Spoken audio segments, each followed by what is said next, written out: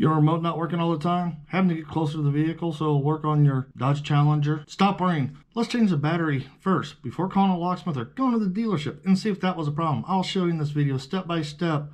No special tools. All you need is a brand new CR2032 battery. With that, your emergency key release right here, you are going to pull it towards you. It is spring loaded. Remove your emergency blade. Now your emergency blade is out. You can see where the key came out. Look right across. You'll see a little indentation. Take the tip of that key and put it in there and gently pry up. See the two halves came apart. I like to push the remote down. Make sure the rubber seal stays seated. Take your key, put it under the battery, pop it out, toss it to the side.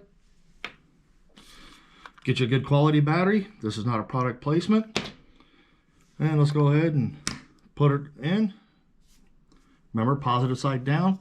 Now take the two halves, put them together. And when you do, it should seat properly and start snapping together. Hey, if you found this video helpful, please like and leave a comment down below. And remember, let's be safe out there.